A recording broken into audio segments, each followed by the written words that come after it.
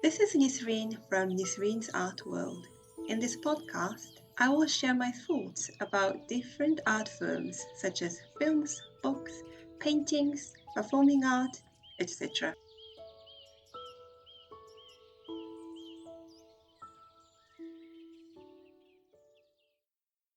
Hello, this is Nisreen. Welcome to the 20th episode of my podcast.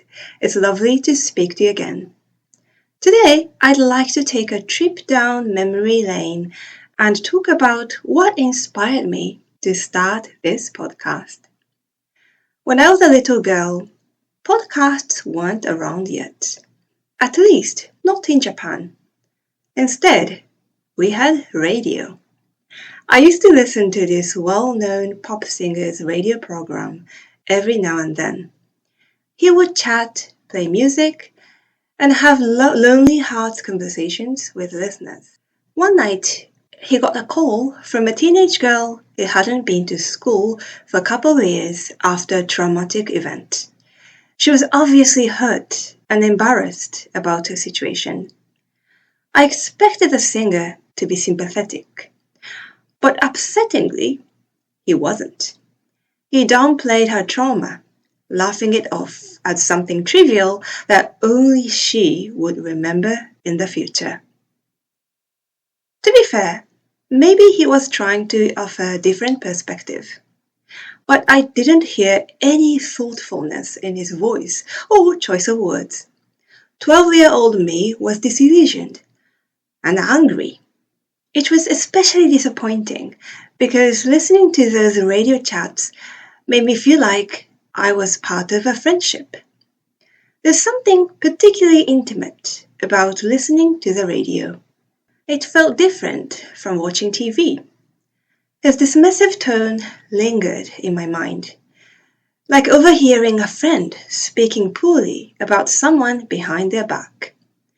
Who did he think he was? I stopped listening to his music altogether after that night. Fast forward to last winter, when I had a flashback to that experience after hearing a female podcaster mocking vegetarians. Again, I had a strong sense of betrayal because I was beginning to feel a connection with that podcaster. The difference this time was that auditory entertainment had become a much larger part of my life.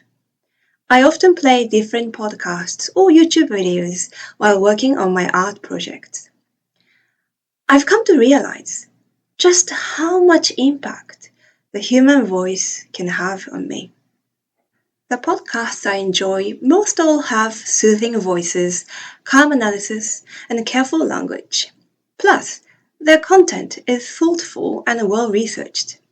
Unfortunately, this kind of content isn't always easy to find, especially in Japanese, unless you turn to national educational channels.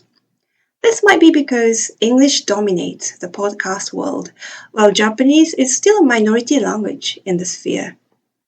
I started thinking, maybe I could create the kind of podcasts I want to hear, a peaceful audio space where I can speak to like-minded people.